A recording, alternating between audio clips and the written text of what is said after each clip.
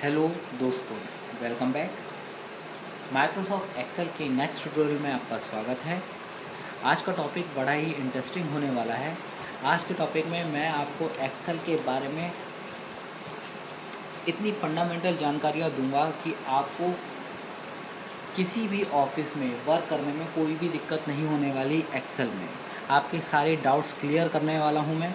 तो आइए सबसे पहले हम देख लेते हैं कि सेल क्या होता है। देखिए, जिस पे भी मैं क्लिक कर रहा हूँ वहाँ पे एक रेक्टेंगुलर बॉर्डर हमें शो हो रहा है। इस बॉर्डर को हम बोलते हैं एक्टिव सेल। ठीक, जब हम बहुत सारे सेलों को कंबाइन कर देते हैं, जोड़ते हैं, तो हमारी एक शीट बनती है। अभी हम कौन सी शीट पे हैं? शीट 1 पे, शीट 2, शीट 3, इस तरीके से हम नई शीट ले सकते हैं। अब देखिए, जब मैंने एक्सेल को खोला तो बाय डिफ़ॉल्ट मेरे पास 3 ही शीट आई। ठीक है, अगर मुझे और शीट बढ़ानी है तो मैं यहाँ से शीट को बढ़ा सकता हूँ। शीट बढ़ रही है। इसी को मैं अगर कमांड से बढ़ाना चाहूँ तो मैं कमांड से भी शीट को बढ़ा सकता हूँ। तो अभी देखिए, मेरे पास 5 शीट हैं। अब मैं कीबोर्ड में प्रेस करूँगा शिफ्ट और F11, तो इससे देखिए क्या होगा, मेरी शीट बढ़ जाएगी। तो आइए पहले मैं क्लिक कर लेता हूँ शीट पे। अब मैं 5th शीट पे हूँ। आइए देखते हैं, शिफ्ट और आपको क्या दबाना है, साथ में F11। तो देखिए शीट 6 आ गई। ठीक है, तो आपको कीबोर्ड से भी शीट लेना आ गया, सिर्फ F11 इसकी शॉर्टकट की है। अब देखिए, अब यहाँ पे तो शीट मैंने इंसर्ट की, पर मैं ये चाहता हूँ कि हर बार जब भी मैं एक्सेल को ओपन करूँ तो बाय डिफ़ॉल्ट अपने आप ही शीट 5 आए, 5 शीट अपने आप आएँ, मुझे बार बार ना लेनी पड़े। 3 डिफ़ॉल्ट आ रही हैं। मैं ये चाहता हूँ कि जब भी मैं एक्सेल को खोलूँ तो 5 शीट हमेशा आएँ या 10 शीट हमेशा आएँ। तो वो सेटिंग हम देखिए कैसे करेंगे। माइक्रोसॉफ्ट ऑफिस बटन में जाइए, एक्सेल ऑप्शन में जाइए और यहाँ पे देखिए इंक्लूड दिस मेनी शीट, यहाँ पे 3 लिखा हुआ है, 3 लिखा हुआ है। यहाँ पे डिफ़ॉल्ट में कर दीजिए आप 5 और ओके कर दीजिए। क्या डिफ़ॉल्ट शीट मेरी 5 हुई? नहीं हुई। कब होंगी? जब मैं फिर से एक्सेल ओपन करूँगा। तो आइए फिर से हम एक्सेल ओपन करके देखते हैं।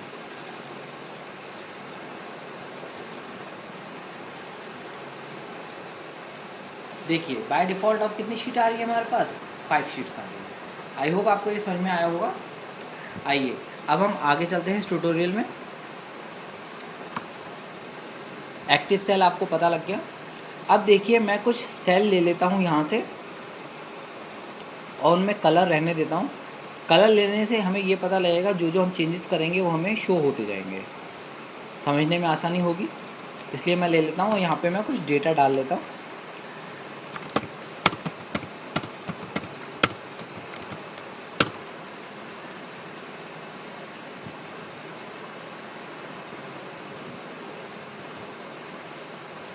देखिए मैं अभी B2 पर हूँ, B2। ठीक है, आइए इंसर्ट में चलते हैं। इंसर्ट सेल, डाउन, डाउन से क्या होगा, डाउन में एक सेल आ जाएगा। आ गया। इंसर्ट शीट रो, एक खाली रो आ जाएगी। अभी देखिए यहाँ पे 20 आ रहा है, यहाँ पे गौर करिएगा। देखिए किस तरीके से 20 चेंज हो गया और एक रो आ गई। इंसर्ट शीट कॉलम, तो एक खाली कॉलम आ जाएगा। अभी देखिए मैं बी पे था, पर बी शिफ्ट हो गई सी में और बी में एक नई कॉलम आ गई। इंसर्ट शीट, अब देखिए हमारे पास कितनी शीट हैं? 5 शीट है, पर मैं इंसर्ट शीट करता हूँ तो देखिए 6 शीट आ गई। तो आप यहाँ से भी इंसर्ट कर सकते हैं शीट को। अब देखिए डिलीट में गए, डिलीट शीट, तो शीट डिलीट हो गई। डिलीट शीट कॉलम, तो कॉलम डिलीट हो जाएगा, कॉलम डिलीट हुआ। डिलीट शीट रो, तो रो डिलीट हो गई। डिलीट सेल पे गए तो हमारे सेल डिलीट हो जाएंगे। आई होप आपको ये समझ में आया होगा। इंसर्ट और डिलीट हो गए हमारे। आइए अब हम फॉर्मेट पे चलते हैं। देखिए फॉर्मेट पे जाते हैं, सबसे पहले आती है रो हाइट। रो हाइट का क्या मतलब है?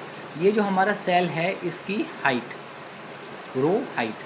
तो देखते हैं रो हाइट। देखिए बाय डिफ़ॉल्ट अभी रो हाइट 23.25 दिखा रहा है। क्यों दिखा रहा है? क्योंकि इसमें हमने चेंजेस कर रखे हैं, हमने इसको मैक्सिमाइज़ कर रखा है।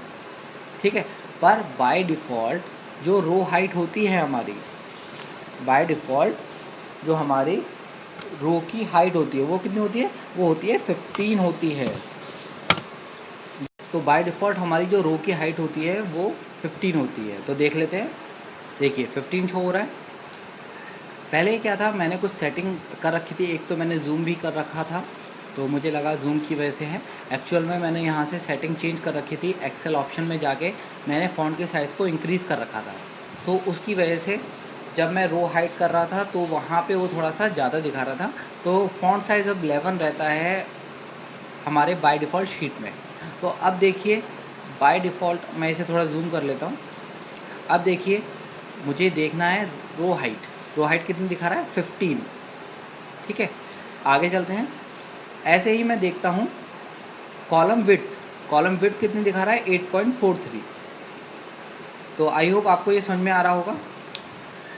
तो यही रो हाइट और रो कॉलम यहाँ पे मेंशन है, आप स्क्रीनशॉट ले लीजिएगा इसका। मैक्सिमम इसमें देखिए 8.43 जो दिखा रहा है बाय डिफ़ॉल्ट कैरेक्टर्स होते हैं जो कि हमारे एक सेल में आते हैं। तो 8.43 डिफ़ॉल्ट कैरेक्टर्स होते हैं जो हमारे सेल में आएंगे, और मैक्सिमम कितने आ सकते हैं, 255। ठीक है, तो आपको ये चीज़ समझ में आ रही होगी। रो की बाय डिफ़ॉल्ट साइज़ जो होती है वो 15 होती है, और इसमें मैक्सिमम कितने रहते हैं, 409।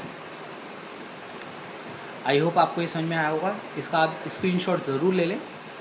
आगे चलते हैं। अब देखिए फॉर्मेट में हम जाते हैं, autofit row height. Autofit का क्या मतलब होता है? ऑटो फिट का मतलब ये होता है, जैसे कि मैंने लिखा हेलो,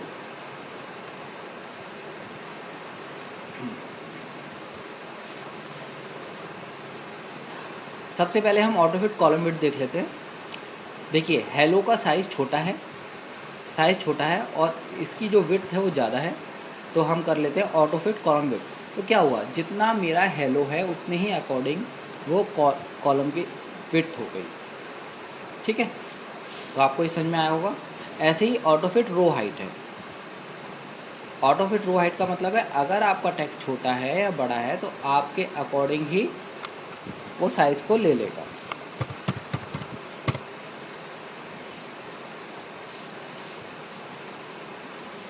अब देखिए यहाँ पे क्या हो रहा है, यहाँ पे हमारा टेक्स्ट बड़ा था, ऑटो फिट रो हाइट से वो अपने आप हाइट को एडजस्ट कर लेता है। ठीक है, आगे चलते हैं हम। डिफ़ॉल्ट विड्थ के बारे में बताएगा। डिफ़ॉल्ट विड्थ जो आपकी रहती है, डिफ़ॉल्ट विड्थ आपकी 8.43 रहती है, तो उसके बारे में आपको बताता है। हालांकि अगर आप चेंजेस कर लें तो वो वही बताता है। Height and unhide. अब देखिए हाइट और अनहाइट को करने के लिए हम क्या करते हैं, हम कुछ डेटा मेंशन कर लेते हैं। इसको मैं थोड़ा जूम कर लेता हूँ। मैं कुछ भी मेंशन करता हूँ।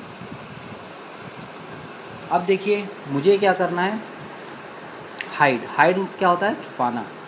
हाइड रो, तो मैं अभी B4 वाले रो पे हूँ, तो देखिए B4 जो है वो हाइड हो चुका है।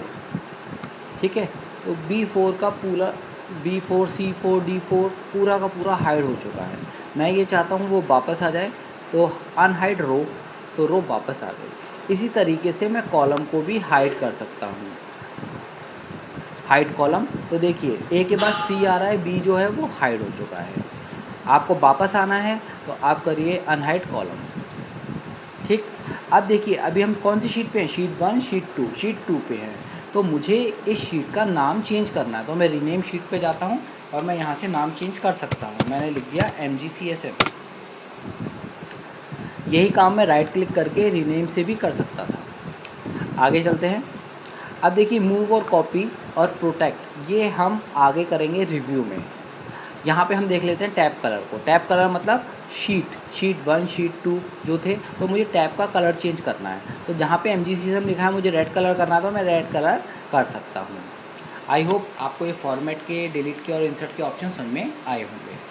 आइए इसमें हम कुछ सेटिंग और देख लेते हैं।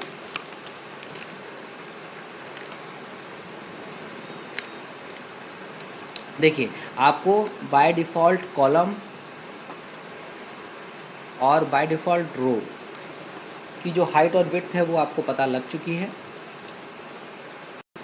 दोस्तों जैसे कि मैंने आपको बताया कि जब हम सेल के कम्बिनेशन करते हैं तो हमारी शीट बनती है, और ऐसे ही 256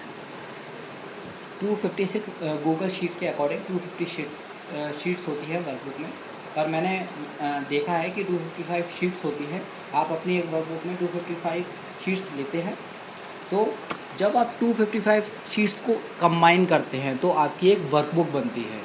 तो क्या उस वर्कबुक के बाद और वर्कबुक नहीं आएगी और शीट नहीं आएंगी?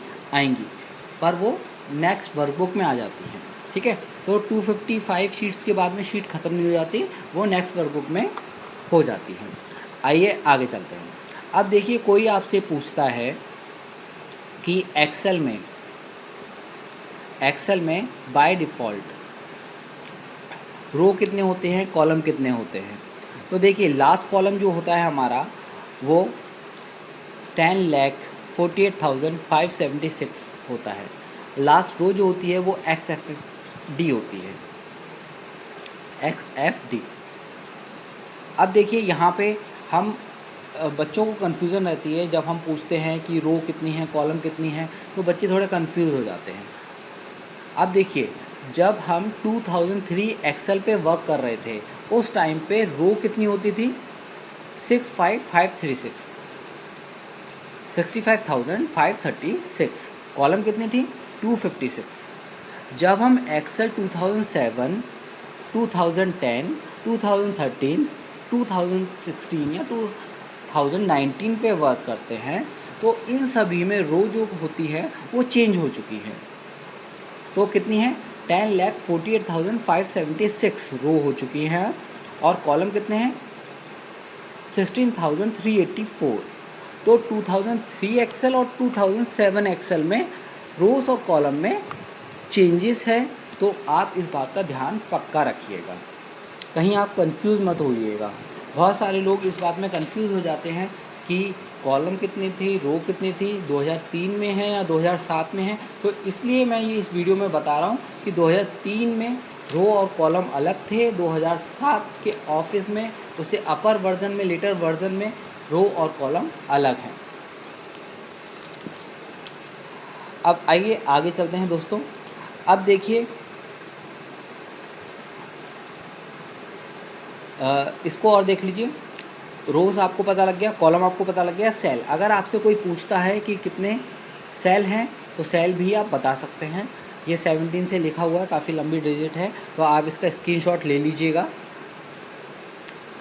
कॉलम की बाय डिफ़ॉल्ट कैरेक्टर साइज़ मैंने आपको बताया 8.43 होते हैं, और रो में 15 होते हैं, तो इसका भी आप स्क्रीनशॉट लेके रखिएगा। अब देखिए, मैं एक एक्सेल की शीट खोल लेता हूँ। अब देखिए, जैसे मैं इस शीट पे काम कर रहा हूँ या वर्किंग कर रहा हूँ। अब देखिए, मुझे सबसे ऊपर जाना है, शिफ्ट टू नेक्स्ट। अब देखिए क्या करता हूँ मैं, कंट्रोल प्लस होम दबाऊँगा कीबोर्ड से, तो मैं A1 पे अपने आप आ गया। अगर मैं माउस को पकड़ूँगा फिर ऊपर जाऊँगा तो मुझे टाइम लगेगा।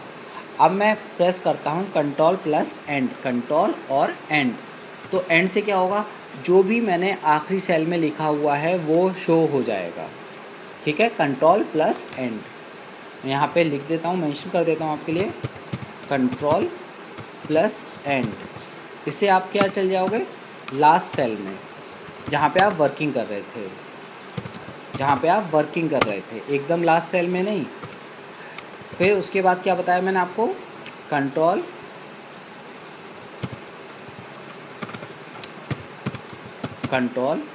प्लस होम, सबसे पहले सेल में जाने के लिए आप सबसे पहले सेल में चले जाओगे। तो मैं यहाँ पे लिख देता हूँ फर्स्ट सेल। ठीक है, एक और बार करके देख लेते हैं इसको, कंट्रोल होम, आप पहले वाले सेल पे आ गए। कंट्रोल एंड, ये मैं कीबोर्ड से प्रेस कर रहा हूँ तो आप कीबोर्ड से प्रेस करिएगा। ठीक है, तो अब देखिए, पहले ये 3 पे दिखा रहा था, हमने कुछ टेक्स्ट मेंशन कर लिया तो हमारा आखिरी सेल अब ये है। ठीक है, लास्ट सेल। उसके बाद अब देखिए, अब मुझे एक शीट से दूसरी शीट पे जाना है, तो देखिए मैं क्या दबाता हूँ, मैं कीबोर्ड से प्रेस करूँगा शिफ्ट अब देखिए मुझे शिफ्ट करना है, अपनी एक सीट से दूसरी शीट पे जाना है, मुझे शिफ्ट होना है, मूव होना है। तो अब देखिए मैं क्या करूँगा, तो मुझे शिफ्ट करने के लिए मैं क्या करूँगा, कंट्रोल कीबोर्ड से मैं प्रेस करूँगा control plus page up. Page up से क्या हो रहा है, मैं पहली वाली शीट के पास जाता जा रहा हूँ, शीट 1 पे आ गया। अगर मैं करता हूँ कंट्रोल और पेज डाउन तो क्या होगा, मैं अगली वाली शीट पे जाता जा रहा हूँ। तो ये मैं कीबोर्ड से प्रेस कर रहा हूँ, आप चाहें तो यहाँ से ऑन स्क्रीन कीबोर्ड से भी देख सकते हैं। मैं कंट्रोल और पेज, देखिए कंट्रोल पे आ गया और मैं पेज अप करता हूँ, तो इससे क्या होगा, मैं दूसरे वाले पेज पे शिफ्ट हो जाऊँगा। ठीक है, शीट 7 पे आ गया, कंट्रोल पेज अप, शीट 6 पे आ गया।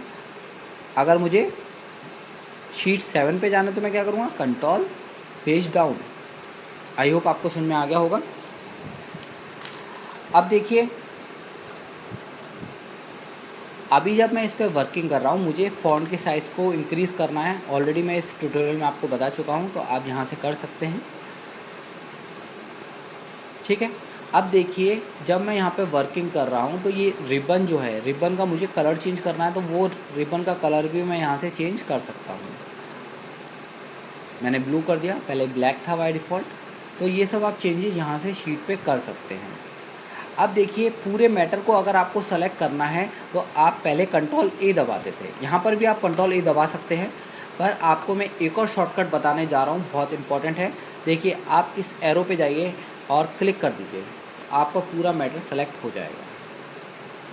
अगर आपको अपनी कॉलम का साइज़ इंक्रीज़ करना है तो आप इस तरीके से भी इंक्रीज़ कर सकते हैं। और दूसरा कॉलम की विड्थ और हाइट चेंज करने के लिए मैंने आपको ये ऑप्शन बता चुका हूँ, तो आप इनका भी यूज़ कर सकते हैं। बहुत इम्पॉर्टेंट ऑप्शंस हैं ये, अगर आपने ये सीख लिए तो आपको बिल्कुल भी दिक्कत नहीं होने वाली है एक्सेल में। आई होप आपको ये वीडियो पसंद आई होगी, तो लाइक और शेयर ज़रूर करें, दोस्तों तक पहुँचाएँ और सब्सक्राइब करें। थैंक यू दोस्तों।